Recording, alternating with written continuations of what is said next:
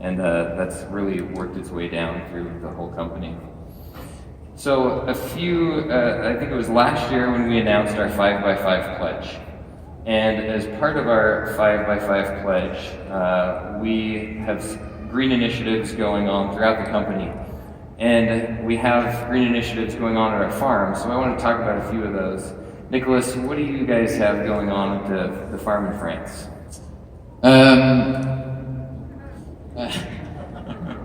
Startled me. I think that the main thing we are working on improving is the usual is the distillery. We're always trying to save energy at the distillery, save water. That we use a lot of water, so anything we can recycle and reuse, we try and do that, and the gas also. But I have a more fun project that I've been working on and liking. We've been using sheeps in our field to weed, and that's been really helpful because that means we have to use our tractors a lot less. We don't have to do as much mechanical weeding. We do that. Now, I don't know if you knew this, but sheeps are actually picky eaters. The lavender, a little bit of oil in there, they're not too fond of that. If there's no other choice, they'll eat that. That's not a problem. But if there is choice, they'll go for the weeds. So as long as you keep them moving around, they're not going to touch your lavender. So you have to stay with them, keep them moving, make sure they don't eat everything else. But yeah, it's been a lot of fun actually doing that. And they must provide some fertilizer for you too. Yeah, that's a second winner that we get there. Yeah. They clean and they fertilize at the same time. Pretty cool. That's great. Jason, what about at Mona? What do you have going on at Mona? So one of the projects, the biggest one that we took on this year and the one that we're probably the most proud of is the redesigning of our distillery. Like Nicholas mentioned, they use a lot of energy, they use a lot of water, so we redesigned it to ensure that not a single drop of water is wasted out of that distillery. And so one of the things that we did, there's a lot to it, but just in the kind of basic form, is we replumbed our Flora water system, or our hydrosol, so that it actually goes back into our irrigation system and is put back onto the fields, onto the plants in the form of irrigation water. Yeah, there's one or two people clapping, thank you.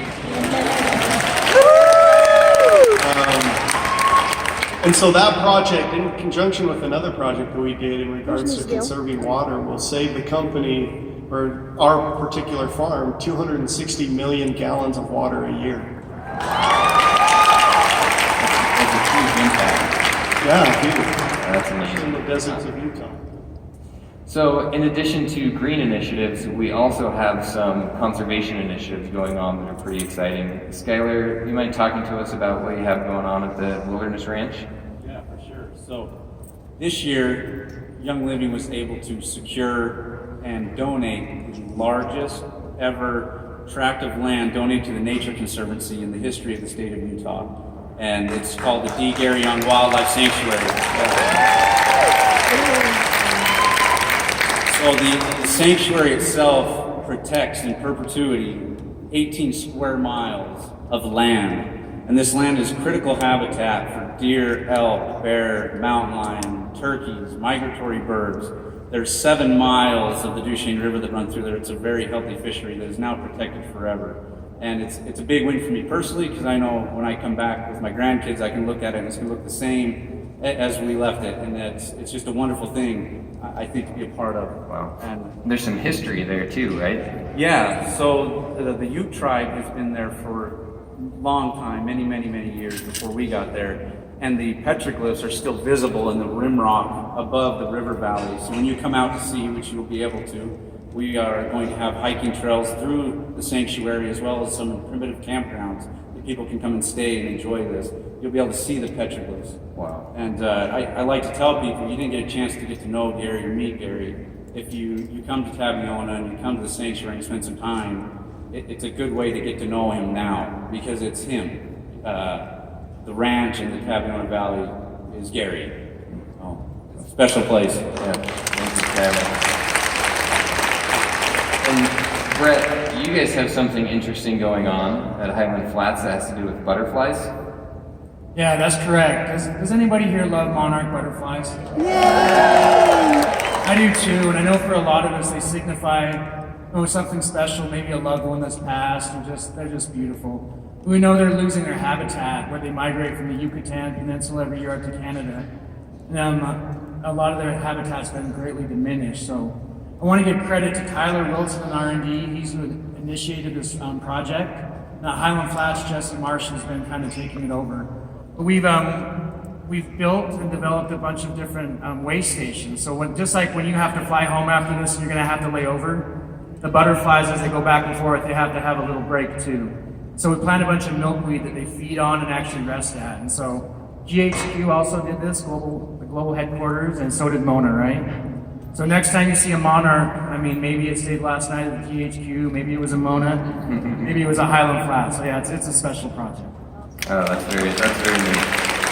Very good. So we don't have a whole lot of time left, and I want to end with the question, why Young Living? People have options, but why is Young Living different than all of those other options? What sets it apart? And Damagoy, why don't you share with us? I heard about Young Living long time before I met Gary Young.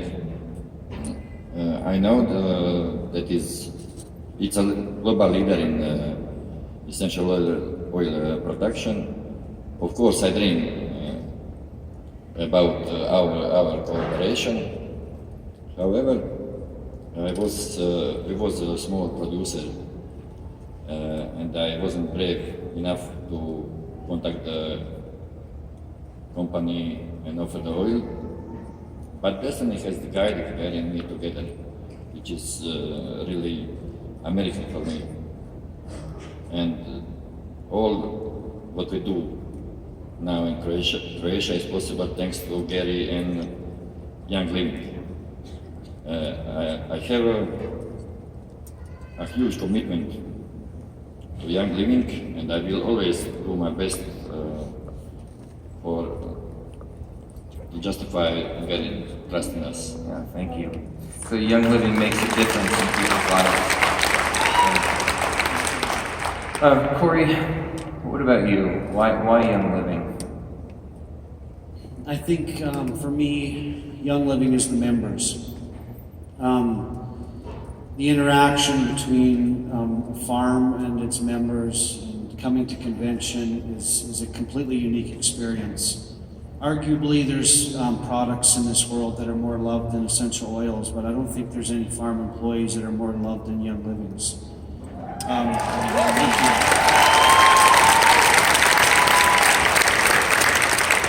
It's because of you guys that we go to work every day with a sense of purpose, a sense of accomplishment, a sense of commitment. You don't know what it's like to live your life knowing that your efforts are helping people, that your efforts are changing lives, that your efforts are appreciated, that your efforts have value.